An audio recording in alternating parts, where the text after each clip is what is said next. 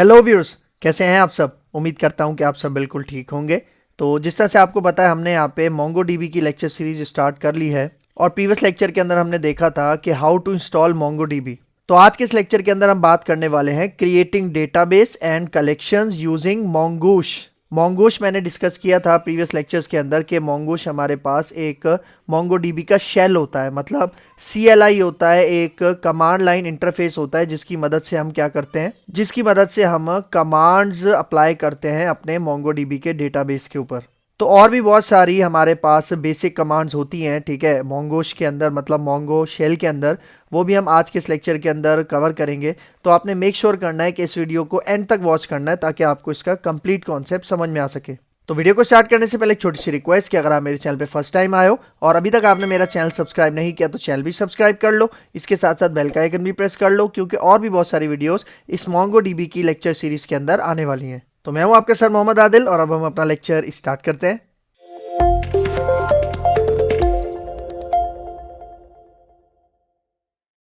तो भाई देखो, क्रिएटिंग डेटाबेस एंड कलेक्शंस, ठीक है, मैंने आपको बताया था कि हमारे पास मोंगोडीबी का जो डेटाबेस होता है उसके अंदर टेबल्स नहीं होते, बल्कि उन टेबल्स को यहाँ पे क्या कहा जाता है, कलेक्शंस कहा जाता है। भाई देखो, प्रीवियस लेक्चर के अंदर मैंने आपको जब मोंगोडीबी इंस्टॉल करना सिखाया था तो वहाँ पे हमने उसका जो कम्युनिटी एडिशन है वो इंस्टॉल किया था। और कम्युनिटी एडिशन के बारे में मैंने बताया था कि वो लोकली इंस्टॉल होता है, मतलब हमारे PC पे, हमारे सिस्टम पे इंस्टॉल होता है। और वहीं पे हमें मोंगोडीबी का सर्वर भी मिलता है जिसके अंदर हम डेटाबेसेस वगैरह क्रिएट करते हैं और उसी सर्वर से हम कनेक्ट करते हैं। तो उसी इंस्टॉलेशन को यूज़ करके मैं अब मोंगो शेल के साथ क्या करूँगा, डेटाबेस किस तरह से क्रिएट करते हैं, कलेक्शंस किस तरह से क्रिएट करते हैं, और भी बेसिक कमांड्स हैं हमारे पास मोंगो शेल के अंदर, ये जो CLI होता है इसके अंदर, वो भी मैं आज के इस लेक्चर में बताऊँगा। तो जब हम ये सारी चीज़ें डिस्कस कर लेंगे उसके बाद हम आएंगे मोंगोडीबी एटलस के ऊपर। मोंगोडीबी एटलस मतलब मैंने आपको बताया था कि मोंगोडीबी को जब हम क्लाउड बेस इंस्टॉल करते हैं और क्लाउड बेस पे हम उसको यूज़ करते हैं तो वहाँ पे मोंगोडीबी एटलस का यूज़ होता है। तो बेसिक चीज़ें जब कवर हो जाएंगी उसके बाद हम आएंगे मोंगोडीबी एटलस के ऊपर। तो सबसे पहले हम यहाँ पे समझते हैं कि ये मोंगो शेल क्या है, मतलब मोंगो एसएच जिसको हम मोंगोश कह रहे हैं, ये क्या है, सबसे पहले इसको समझते हैं। ठीक है, यहाँ पे आ जाओ। तो देखो यहाँ पे क्या कह रहा है, व्हाट इज मोंगो एसएच। ठीक है, तो यहाँ पे देखो पहला पॉइंट, मोंगो एसएच मतलब MongoDB shell is the quickest way to connect, configure, query and work with your MongoDB database. मतलब यहाँ पे कह रहा है कि जो मोंगूश है ना, मोंगोडीबी का ये जो शेल है, ये सबसे ज्यादा आसान और तेज तरीका है। तरीका किसके लिए, यहाँ पे देखो कि अगर हमें अपने मोंगोडीबी डेटाबेस के साथ कनेक्ट होना है, ठीक है, फिर अगर हमें मोंगोडीबी डेटाबेस को कॉन्फ़िगर करना है, और फिर अगर हमें अपने मोंगोडीबी डेटाबेस के ऊपर क्यूरीज अप्लाई करनी है, मतलब कमांड्स अप्लाई करनी है, और उसके साथ साथ जो जो काम हम कर सकते हैं वो अगर हमें करना है, तो मोंगो शेल हमारे पास क्विकेस्ट और इजीएस्ट वे है। ठीक है, तो इस पर्पस के लिए हम यहाँ पे मोंगोडीबी का ये शेल यूज करते हैं। फिर देखो second point, it acts as a command line client of the MongoDB server. मतलब मोंगोडीबी का ये जो शेल है ये बेसिकली है क्या, ये एक CLI आपको प्रोवाइड करता है जिसके ऊपर आप कमांड्स अप्लाई करते हो, कमांड्स इंप्लीमेंट करते हो, क्यूरीज इंप्लीमेंट करते हो। तो वो सारी कमांड्स और क्यूरीज कहाँ पे अप्लाई होती हैं, आपके मोंगोडीबी के डेटाबेस में। और मोंगोडीबी का डेटाबेस कहाँ होता है, मोंगोडीबी के सर्वर के ऊपर होता है। मतलब जितने भी आप डेटाबेस बनाओगे वो सारे मोंगोडीबी के एक स्पेसिफिक सर्वर के ऊपर क्या होते हैं, स्टोर होते हैं। ठीक है, फिर यहाँ पे देखो next point, it is an environment for interacting with MongoDB deployments in Atlas locally और ऑन अनदर रिमोट होस्ट। मतलब देखो यहाँ पे कह रहा है कि ये जो मोंगोश है ना, ये आप मोंगोडीबी एटलस के साथ भी यूज कर सकते हो, ठीक है, अगर क्लाउड बेस्ड है, लोकली भी आप यूज कर सकते हो, और अगर कोई दूसरा रिमोट होस्ट है जिसके ऊपर आप मोंगोडीबी का काम करना चाह रहे हो, तो सबके साथ आप यहाँ पे ये जो मोंगोश है, मोंगो शेल है, ये आप यूज करते हो। क्योंकि ये जो मोंगो शेल है ये आपके पास एक ऐसा एनवायरनमेंट प्रोवाइड करता है जिसके थ्रू आप मोंगोडीबी को एटलस लोकली और अनदर रिमोट होस्ट के साथ भी यूज कर सकते हो। ठीक है, फिर अब मैं आपको यहाँ पे एक डायग्राम से एक कॉन्सेप्ट समझाना चाह रहा हूँ। ठीक है, मतलब इसके प्रैक्टिकल के ऊपर आने से पहले मैं आपको डायग्राम से इसका पूरा एक सिनेरियो समझाना चाह रहा हूँ कि किस तरह से हमारे पास डेटाबेस होता है, किस तरह सर्वर होता है। ठीक है, सारी चीज़ें समझाता हूँ, फिर आते हैं इसके प्रैक्टिकल के ऊपर। ठीक है, तो यहाँ पे आ जाओ।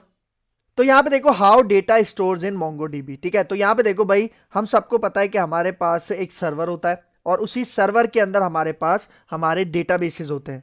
एक डेटाबेस भी हो सकता है, एक से ज्यादा डेटाबेसेस भी हो सकते हैं। तो ये जितने भी डेटाबेसेस हैं ये हमारे पास सर्वर के अंदर स्टोर होते हैं। इसका मतलब अगर हमें अपने डेटाबेस के साथ काम करना है, डेटाबेस के साथ कोई इम्प्लीमेंटेशन करनी है, तो सबसे पहले हमें उस सर्वर के साथ कनेक्ट होना पड़ता है जिस सर्वर के अंदर वो डेटाबेस है। जिस तरह आपने अगर कोई लैंग्वेज पढ़ी है, प्रोग्रामिंग लैंग्वेज वेब डेवलपमेंट से रिलेटेड, जिस तरह से PHP हो गया, .NET हो गया, तो वहाँ पे जब भी हमें कोई डेटाबेस का कोई एक्शन परफॉर्म करना होता था ना, मतलब डेटाबेस के अंदर इंसर्ट करना है या अपडेट डिलीट करना है या कोई डेटाबेस क्रिएट करना है, टेबल्स क्रिएट करना है, तो सबसे पहले हम उस सर्वर को कनेक्ट करते हैं जिसके अंदर वो डेटाबेस है। तो जब सर्वर से हम कनेक्ट हो जाते हैं, जब सर्वर के साथ कनेक्शन मेंटेन कर लेते हैं, तो हमारे पास क्या होता है कि हम उस सर्वर के किसी भी डेटाबेस के साथ इंटरैक्ट कर सकते हैं। तो सर्वर होता है, उसके अंदर आपके पास सिंगल मल्टीपल डेटाबेसेस हो सकते हैं, और डेटाबेस के अंदर हमारे पास क्या होती हैं, डेटाबेस के अंदर हमारे पास होती हैं कलेक्शंस। सिंगल कलेक्शन भी हो सकती है, मल्टीपल कलेक्शंस भी हो सकती हैं, ठीक है। जिस तरह हमारे पास एक डेटाबेस में मल्टीपल टेबल्स होते हैं ना, सेम उसी तरह हमारे पास टेबल्स को MongoDB के अंदर यहाँ पे क्या कहा जाता है, कलेक्शंस। क्योंकि भाई देखो, टेबल्स के अंदर तो रोज एंड कॉलम्स में डेटा स्टोर होता है ना, लेकिन मैंने आपको बताया था इंट्रोडक्शन के अंदर कि कलेक्शन के अंदर जितना भी डेटा स्टोर होता है वो एज अ जेसन ऑब्जेक्ट्स के थ्रू डेटा स्टोर होता है। मतलब यहाँ पे रोज एंड कॉलम्स नहीं मिलेंगी, बल्कि आपको जेसन के ऑब्जेक्ट्स मिलेंगे कलेक्शन के अंदर। और फिर कलेक्शन के अंदर जो हमारे पास, जिस तरह हम टेबल्स में रो स्टोर करते थे ना, तो रो को रिप्रेजेंट करने के लिए हमारे पास यहाँ पे कॉन्सेप्ट यूज होता है जिसको हम कहते हैं डॉक्यूमेंट। मतलब एक टेबल के अंदर बहुत सारी रोज है ना, सेम इसी तरह एक कलेक्शन के अंदर बहुत सारे डॉक्यूमेंट्स होते हैं। मतलब यहाँ पे सिंगल डॉक्यूमेंट भी हो सकता है और मल्टीपल डॉक्यूमेंट्स भी हो सकते हैं। तो सेट ऑफ डॉक्यूमेंट्स को यहाँ पे क्या कहा जा रहा है, कलेक्शन। ठीक है, तो ये पॉइंट आपने अच्छे से याद रखना है। ठीक है, अब आगे आ जाओ, और अब मैं आपको यहाँ पे बताता हूँ क्रिएटिंग डेटाबेस। ठीक है, मतलब डेटाबेस क्रिएट करने के लिए कौन सी कमांड यूज होती है वो मैं आपको बताता हूँ। तो सबसे पहले यहाँ पे देखो, जो डेटाबेस क्रिएट करने के लिए कमांड होती है वो है ये। सबसे पहले आप यूज का कीवर्ड यूज करोगे और फिर आपके डेटाबेस का नाम जो आप रखना चाह रहे हो। जिस तरह फॉर एग्जांपल मैं यहाँ पे कह रहा हूं कि मैंने यूज का कीवर्ड यूज किया और उसके बाद मैं अपने डेटाबेस का नाम रखना चाह रहा हूं, फॉर एग्जांपल ABC_ऑर्गेनाइजेशन। ऑर्गेनाइजेशन को मैंने शॉर्ट में लिख दिया ऑर्ग। और भाई याद रखना कि जब भी आप डेटाबेस का नाम रखते हो ना, आप बीच में स्पेस नहीं दे सकते। अगर आपको स्पेस देना है तो आप यहाँ पे अंडरस्कोर बीच में यूज करोगे। लेकिन भाई अब यहाँ पे देखो, अब आपके माइंड में एक सवाल बन रहा होगा कि जो लोग यहाँ पे SQL यूज करके आ रहे हैं या MySQL वगैरह यूज करके आ रहे हैं, तो वहां पे ये जो यूज का कीवर्ड था ना, ये हम क्यों यूज करते थे, किसी भी एग्जिस्टिंग डेटाबेस को एक्टिवेट करने के लिए, एक्टिव करने के लिए, करंट डेटाबेस बनाने के लिए, ताकि हम जब उस डेटाबेस को एक्टिवेट करते हैं तो उस डेटाबेस के अंदर हम टेबल्स बना सकते हैं, कॉलम्स, रोज वगैरह इंसर्ट कर सकते हैं। ठीक है, लेकिन यहां पे देखो, ये जो यूज कमांड है ना, इसके दो पर्पस हैं। ठीक है, एक पर्पस तो ये है कि हमें कोई न्यू डेटाबेस क्रिएट करना है। ठीक है, मतलब न्यू डेटाबेस क्रिएट करना है तो उसके लिए भी यूज कमांड का यूज करते हैं। और दूसरा इसका पर्पस क्या है, यहां पे देखो, टू यूज और एक्टिवेट एग्जिस्टिंग डेटाबेस। मतलब आपके पास कोई डेटाबेस बना हुआ है एग्जिस्टिंग, अगर आप उसको एक्टिवेट करना चाह रहे हो, उसको अपने करंट डेटाबेस के अंदर लाना चाह रहे हो ताकि आप उसके अंदर कलेक्शंस वगैरह बना सको, तो उसके लिए भी हम यहाँ पे यूज कमांड का यूज करते हैं। ठीक है, तो ये पॉइंट आपने अच्छे से याद रखना है कि यूज कमांड के दो पर्पस हैं, एक तो न्यू डेटाबेस क्रिएट करना और दूसरा एग्जिस्टिंग डेटाबेस को एक्टिवेट करना, यूज करना, ताकि हम उसके अंदर क्या कर सकें, ऑपरेशंस परफॉर्म कर सकें। ठीक है, तो अब इसका प्रैक्टिकल स्टार्ट करते हैं। ठीक है, तो प्रैक्टिकल स्टार्ट करने के लिए सबसे पहले देखो, मैं यहाँ पे क्या करता हूँ, मैं यहाँ पे चलूंगा अपने स्टार्ट के ऊपर, स्टार्ट मेन्यू में, और यहाँ पे मैं लिखूंगा MongoDB कंपस। आपको याद होगा जब हमने MongoDB इंस्टॉल किया था तो हमारे पास MongoDB कंपस भी एक टूल इंस्टॉल हुआ था जिसका मैंने आपको दिखाया था। ठीक है, लेकिन उसके अंदर हमने काम नहीं किया था। तो देखो, मैं इसके ऊपर क्लिक करता हूँ तो यहाँ पे देखो, ये MongoDB कंपस हमारे पास यहाँ पे क्या हो चुका है, ओपन हो चुका है। मैंने आपको बताया था, इसके बारे में थोड़ा सा ओवरव्यू दिया था। मैंने आपको बताया था कि अगर हमें GUI यूज़ करके अपने MongoDB डेटाबेस के साथ काम करना है तो तब हम यहाँ पे यूज़ करते हैं ये MongoDB कंपस का टूल। लेकिन मैंने आपको यहाँ पे ये भी बताया था कि अभी हम फिलहाल Mongo शेल के ऊपर काम करेंगे, मतलब CLI कमांड्स को इंप्लीमेंट करके डेटाबेस के साथ काम करेंगे। लेकिन जब हमारे पास Mongo शेल का काम हो जाएगा, उसके बाद हम जो डेटाबेस का सारा काम होता है, मतलब ऑपरेशंस होते हैं, वो हम MongoDB कंपस टूल मतलब GUI के थ्रू भी मैं आपको बताऊंगा। अच्छा, यहाँ पे देखो बॉटम लेफ्ट साइड पे यहाँ पे इसकी एक अपडेट आई हुई है। ठीक है, लेकिन कह रहा है इसको आपको रीस्टार्ट करना पड़ेगा अपडेट करने के लिए, वो मैं बाद में कर लूँगा। ठीक है, फिलहाल मैं इसको यहाँ पे क्लोज कर रहा हूँ।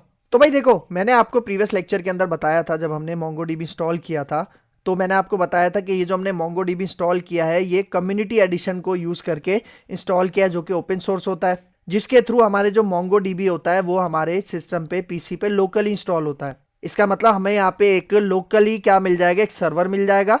तो सबसे पहले हमें क्या करना है, उस सर्वर के साथ एक न्यू कनेक्शन क्रिएट करना है ताकि हम उसके अंदर डेटाबेसेस बना सकें, कलेक्शंस, डॉक्यूमेंट्स वगैरह बना सकें। ठीक है, तो यहाँ पे देखो लेफ्ट साइड पे अभी आपको यहाँ पे कोई भी कनेक्शन नजर नहीं आ रहा। ठीक है, आपको ये बटन नजर आ रहा है ऐड न्यू कनेक्शन, आप इसके ऊपर भी क्लिक कर सकते हो। लेफ्ट साइड पे यहाँ पे इसके ऊपर भी क्लिक कर सकते हो, या यहाँ पे देखो ये आपको प्लस का आइकन नजर आ रहा है, आप इसके ऊपर भी क्लिक कर सकते हो। ठीक है, तो मैं यहाँ पे इस प्लस के आइकन के ऊपर क्लिक करता हूँ। तो यहाँ पे देखो जैसे ही मैंने यहाँ पे प्लस के आइकन पे क्लिक किया तो हमारे पास एक न्यू कनेक्शन की विंडो ओपन हो चुकी है। और यहाँ पे देखो एक URL ऑटोमेटिक इसने यहाँ पे हमारे लिए सेट करके दे दिया, जो कि क्या है, लोकल होस्ट है। भाई देखो अगर किसी ने MySQL पे काम किया है और वहां पे PHP MyAdmin को अगर उसने यूज किया है तो उसे पता होगा कि वो जो PHP MyAdmin है जिसके अंदर हमारे पास सारे डेटाबेसेस, टेबल्स वगैरह हमें नजर आते थे, वो भी लोकल होस्ट के साथ रन होता था। ठीक है, तो यहाँ पे भी देखो ये लोकल होस्ट है और उसके साथ साथ उसने उसका एक पोर्ट नंबर भी डिफाइन कर दिया है। तो मतलब यही हमारे एक सर्वर की तरह एक्ट करेगा और इसी के अंदर हम क्या करेंगे, अपने डेटाबेसेस, कलेक्शंस वगैरह बनाएंगे। तो यहाँ पे देखो यहाँ पे अब नेम पूछ रहा है कि आप इसका नेम क्या रखना चाह रहे हो कनेक्शन का। फॉर एग्जांपल मैं इसका नेम रख देता हूँ यही MongoDB मैं इसका नाम रख रहा हूँ। अगर आप कोई कलर वगैरह सेट करना चाह रहे हो तो वो भी आप कर सकते हो। मैं यहाँ पे ग्रीन सेलेक्ट कर लेता हूँ। और भाई देखो इसके नीचे भी कुछ सेटिंग्स हैं, देख रहे हो, एडवांस कनेक्शन ऑप्शंस। अगर आप इसके ऊपर क्लिक करो, ठीक है, यहाँ पे देखो ये कुछ एडवांस आपको ऑप्शंस यहाँ पे देगा। देख रहे हो आपको क्या चाहिए, MongoDB चाहिए, मतलब स्ट्रिंग स्कीम होती है ये। ठीक है, ये एडवांस चीज़ है। फिर ऑथेंटिकेशन से रिलेटेड अगर आप कुछ सेट करना चाह रहे हो, TLS है। ठीक है, बहुत सारी चीज़ें हैं, लेकिन मैं यहाँ पे इसको कुछ भी चेंज नहीं करूंगा। मैं इसको जस्ट एज इट इज़ यहाँ पे रखूंगा। और उसके बाद आपने यहाँ पे सेव एंड कनेक्ट के ऊपर क्या करना है, क्लिक करना है। ठीक है, तो देखो सेव एंड कनेक्ट के ऊपर क्लिक करते हैं तो ये देखो नीचे एक ऑप्शन आ रहा है आपके पास, कनेक्टेड टू MongoDB। और यहाँ पे देखो लेफ्ट साइड पे MongoDB आ रहा है। ठीक है, देखो लेफ्ट साइड पे इसके में यहाँ पे एक पीसी का आइकन बना हुआ है जिसके नीचे ग्रीन लाइट बनी हुई है। इसका मतलब हम इसके साथ क्या हो चुके हैं, कनेक्ट हो चुके हैं।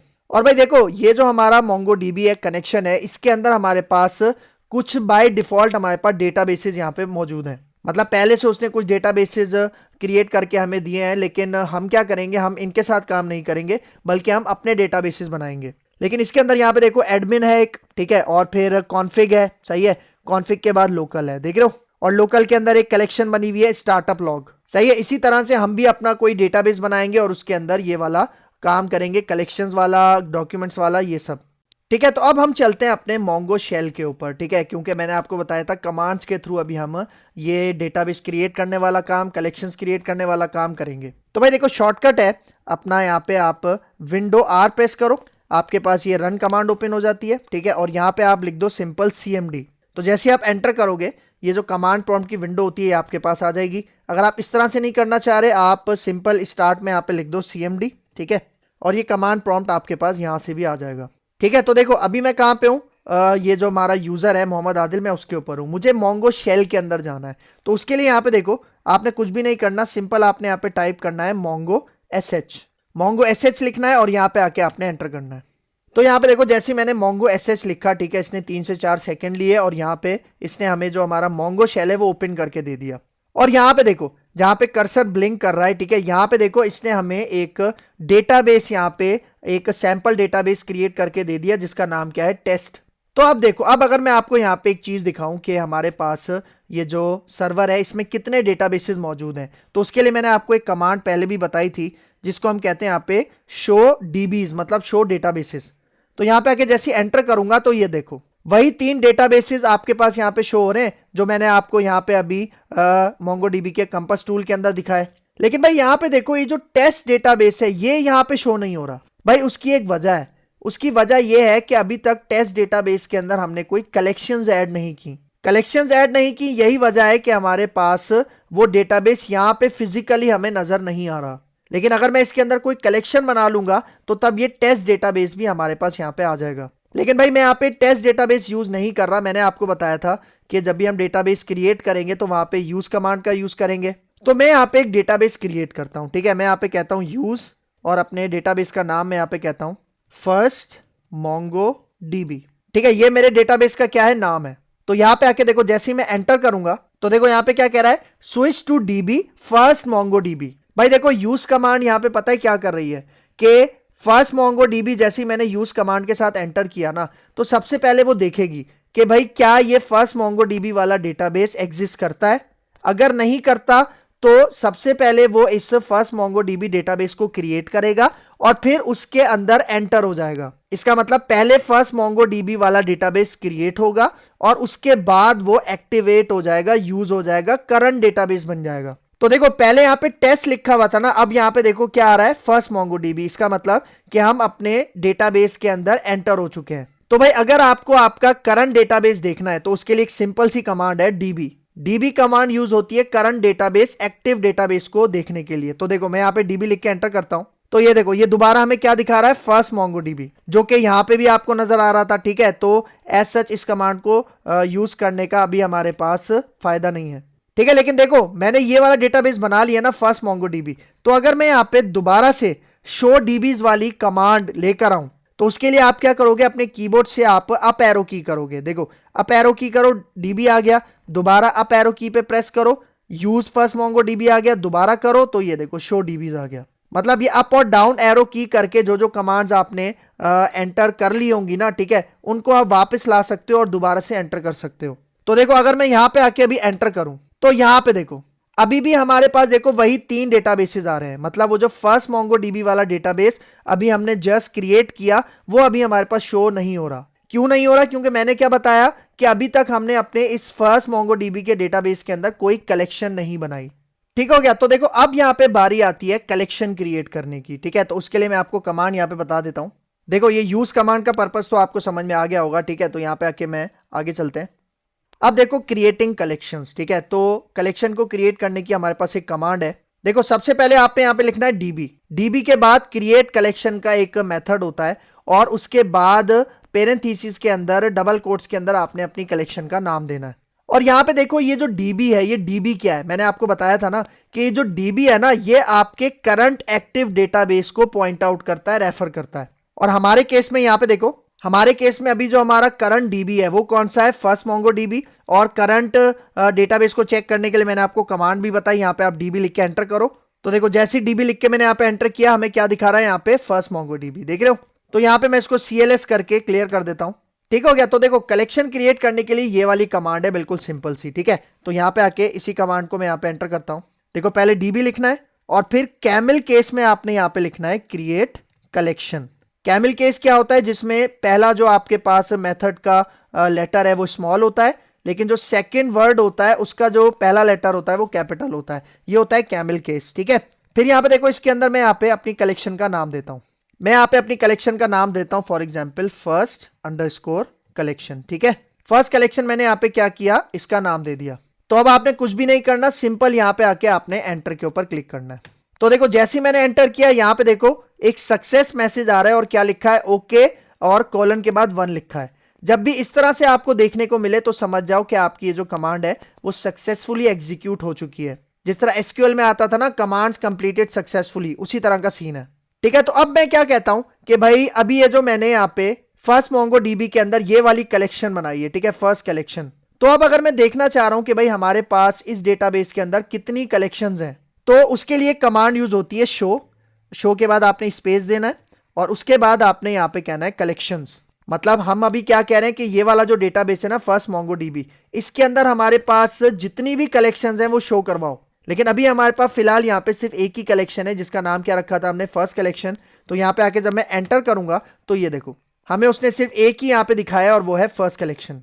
अगर मैं इसके अंदर एक दूसरी यहाँ पे बना लेता हूँ, देखो मैं यही वाली कमांड दोबारा लेके आता हूँ। ठीक है, अप एरो की से, और यहाँ पे देखो मैं फर्स्ट हटा के यहाँ पे कहता हूँ सेकंड कलेक्शन। ठीक है, तो अब मैं यहाँ पे आके एंटर करता हूँ तो देखो दोबारा हमारे पास सक्सेस का मैसेज आया, ओके 1।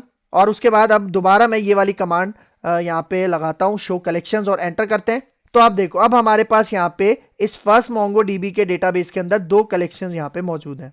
और भाई अब देखो, अब अगर मैं ये वाली कमांड यहाँ पे एंटर करूं, कौन सी, शो डीबीज वाली, ये वाली। भाई देखो पहले क्या हो रहा था कि फर्स्ट मोंगो डीबी वाला जो डेटाबेस था वो हमारे डेटाबेस के लिस्ट के अंदर शो नहीं हो रहा था। क्यों नहीं हो रहा था, मैंने आपको बताया था, क्योंकि हमारे इस फर्स्ट मोंगो डीबी के डेटाबेस के अंदर एक भी कलेक्शन मौजूद नहीं थी। लेकिन अब हमने इसके अंदर 2-2 कलेक्शन यहाँ पे बना ली हैं। तो अब अगर मैं यहाँ पे आके शो डीबीज पे यहाँ पे लिखता हूँ और यहाँ पे आके एंटर करता हूँ, तो देखो जैसे ही एंटर किया तो यहाँ पे देखो फर्स्ट मोंगो डीबी अब यहाँ पे शो हो रहा है और उसके साथ साथ यहाँ पे देखो उसका साइज भी शो हो रहा है। मतलब दो कलेक्शंस बनाई है। कलेक्शंस के अंदर अभी हमने कोई डॉक्यूमेंट्स वगैरह नहीं बनाए, वो मैं आने वाले लेक्चर के अंदर बताऊंगा। यहां तक आप इतना समझो कि किस तरह से डेटाबेस बनाते हैं और किस तरह से डेटाबेस के अंदर हम कलेक्शंस क्रिएट करते हैं। तो जैसी कलेक्शंस इसके अंदर मैंने ऐड की तो अब ये डेटाबेस हमें यहाँ पे नजर आ रहा है। ठीक है, फिर आगे आ जाओ। ठीक है, देखो कलेक्शन हमने यहाँ पे क्रिएट करना देख लिया, उसकी कमांड भी देख ली। ठीक है, फिर आगे आ जाओ।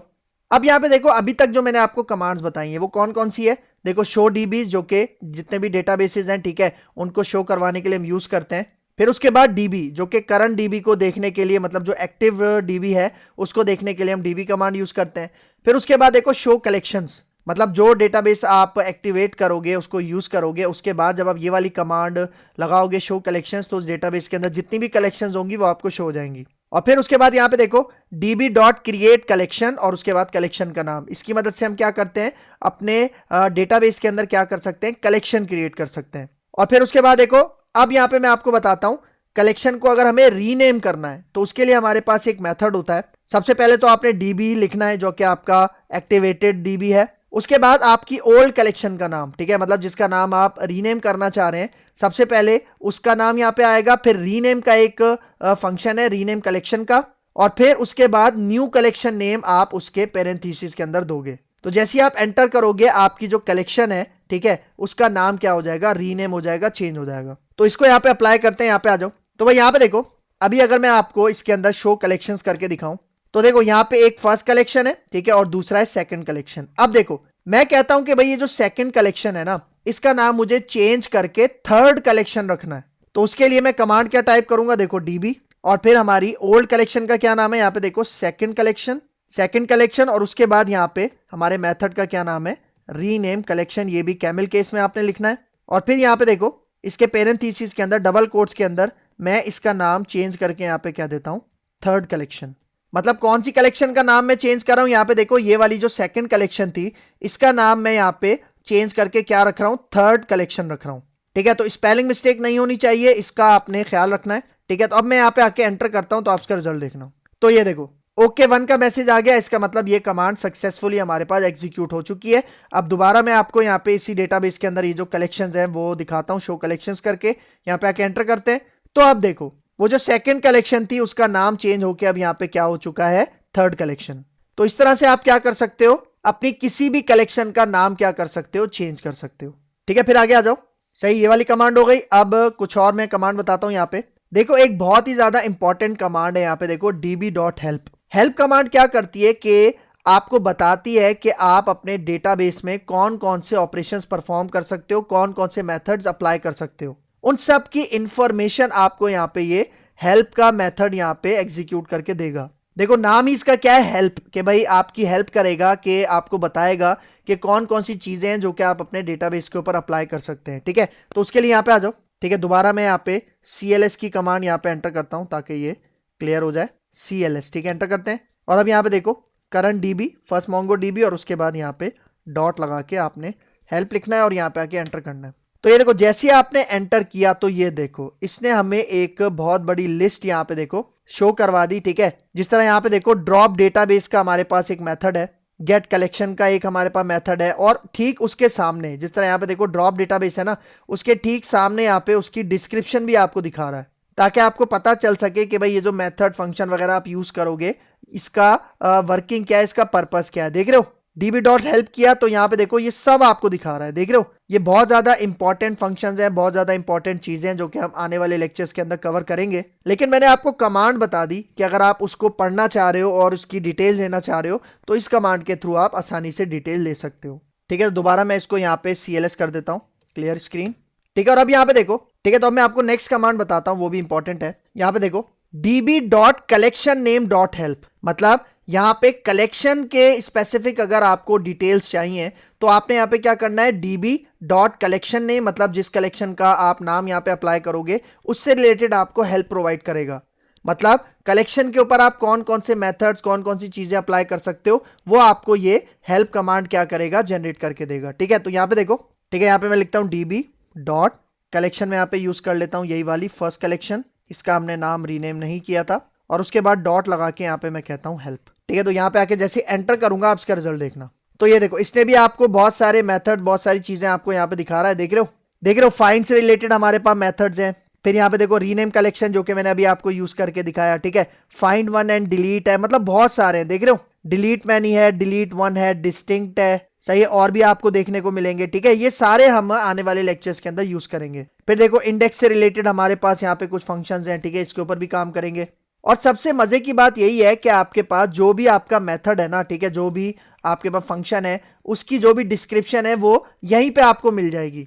मतलब आपको अलग से किसी वेबसाइट को एक्सेस करने की जरूरत नहीं है कि आप वहां पे जाओ और उसको स्टडी करो, आप यहीं से ही सारी चीजें सीख सकते हो। ठीक हो गया, तो एक कमांड आपके पास ये हो गई। उसके बाद यहाँ पे देखो मैं इसको दोबारा CLS करता हूं, और अब यहाँ पे देखो नेक्स्ट कमांड है हमारे पास db.collectionName.drop।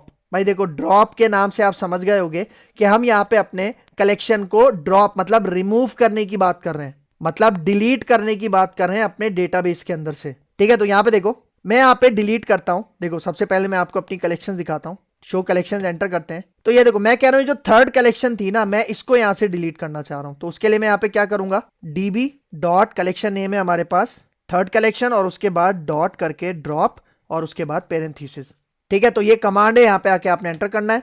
तो देखो जैसे ही मैंने एंटर किया, यहाँ पे अब क्या मैसेज आ रहा है, ट्रू। ट्रू का मतलब कि हमारे पास ये सक्सेसफुली ड्रॉप हो चुका है। तो दोबारा अगर मैं यही कमांड यहाँ पे आपको शो करके दिखाऊं, शो कलेक्शंस, जैसे एंटर करूंगा तो अब देखो, अब हमारे पास वो थर्ड कलेक्शन शो नहीं हो रही क्योंकि वो डिलीट हो चुकी है। अब सिर्फ हमारे पास फर्स्ट कलेक्शन रह गई है। ठीक हो गया, तो इस तरह से आप अपनी कलेक्शन को ड्रॉप कर सकते हो, डिलीट कर सकते हो। और इन दी एंड अब यहाँ पे आ जाओ, db.drop डेटाबेस, मतलब अब हम यहाँ पे डेटाबेस को डिलीट करने की बात कर रहे हैं। यहाँ पे हम डेटाबेस के अंदर किसी कलेक्शन को ड्रॉप करने की बात कर रहे थे, लेकिन अब हम यहाँ पे पूरे डेटाबेस को, मतलब उस डेटाबेस को जब हम डिलीट करेंगे, उसके अंदर जितनी भी कलेक्शंस हैं वो भी ऑटोमेटिकली डिलीट हो जाएंगी। तो देखो डीबी का मतलब आपके पास जो करंट आपका एक्टिव डेटाबेस है, ठीक है, उसके साथ जब आप ये वाली कमांड, ये वाला फंक्शन अप्लाई करोगे, तो जो भी आपका डेटाबेस है वो क्या हो जाएगा, डिलीट हो जाएगा। ठीक है, तो यहाँ पे आ जाओ, सही है, फर्स्ट मोंगो डीबी, और उसके बाद मैं यहाँ पे कहता हूँ db.drop डेटाबेस, और ये पेरेंथीसिस। ठीक है, तो यहाँ पे आके देखना, जैसे मैं एंटर करूंगा तो ये देखो OK1 का मैसेज आ रहा है, मतलब ये वाला जो डेटाबेस है ये क्या हो चुका है, सक्सेसफुली आपके पास ड्रॉप हो चुका है, डिलीट हो चुका है। तो अगर आप दोबारा यहाँ पे शो डीबीज की कमांड यहाँ पे लगाते हो और यहाँ पे आके आप एंटर करोगे, तो ये देखो अब आपको वो जो फर्स्ट मोंगो डीबी वाला जो डेटाबेस था वो यहाँ पे शो नहीं हो रहा, लेकिन यहाँ पे देखो यहाँ पे अभी भी शो हो रहा है। ठीक है, तो उसके लिए आप क्या करो, इसको स्विच कर लो, मतलब आप यहाँ पे यूज लिखो, यूज, और उसके बाद फॉर एग्जाम्पल मैं एडमिन के अंदर जाना चाहता हूँ, तो यूज एडमिन लिखो, एंटर करो, तो ये देखो यहाँ पे ये स्विच हो गया आपके एडमिन डेटाबेस में। लेकिन अगर आप यहाँ पे दोबारा से यूज करके इस तरह से लिखोगे फर्स्ट मोंगो डीबी और एंटर करके इसके अंदर आओगे, तो देखो ये स्विच हो गया दोबारा। इसका मतलब ये डेटाबेस दोबारा से क्रिएट हो गया, लेकिन ये फिजिकली अभी शो नहीं होगा जब तक आप इसके अंदर कलेक्शंस नहीं बना लेते। और अब अगर मुझे अपने इस टर्मिनल को, मतलब इस मोंगो शेल को बंद करना है, तो उसके लिए आप क्या करोगे, यहाँ पे लिखोगे एग्जिट। तो जैसे आप एग्जिट लिख के एंटर करोगे, तो ये देखो दोबारा ये जो मेरा यूजर था मोहम्मद आदिल, दोबारा ये आ गया। इसका मतलब अब हम मोंगो शेल से बाहर आ चुके हैं। ठीक है, तो ये हमारे पास कुछ कमांड्स थी जिसकी मदद से हमने कुछ बेसिक नॉलेज यहाँ पे सीखा कि किस तरह से हम मोंगो शेल को यूज करके डेटाबेस क्रिएट कर सकते हैं, कलेक्शन क्रिएट कर सकते हैं, किस तरह कलेक्शन को रीनेम कर सकते हैं, डेटाबेस को ड्रॉप कर सकते हैं, कलेक्शन को ड्रॉप कर सकते हैं, और हेल्प से रिलेटेड कुछ कमांड्स हैं वो भी मैंने आपको बताई। तो यहाँ पे हमारा लेक्चर हो गया है वाइंड अप। तो अगर आपको मेरी वीडियो पसंद आई है तो मेरा चैनल जरूर सब्सक्राइब करके जाना, इसके साथ साथ बेल का आइकन भी प्रेस करना, क्योंकि और भी बहुत सारी वीडियोस इस लेक्चर सीरीज के अंदर आने वाली हैं। तो अगर आपको मेरी वीडियो पसंद आई है तो मेरा चैनल लाइक कीजिए, शेयर कीजिए और सब्सक्राइब कीजिए, और मुझे अपनी दुआ में याद रखिए। तो मिलते हैं इंशाल्लाह नेक्स्ट लेक्चर में, तब तक के लिए दीजिए इजाजत। अल्लाह हाफिज।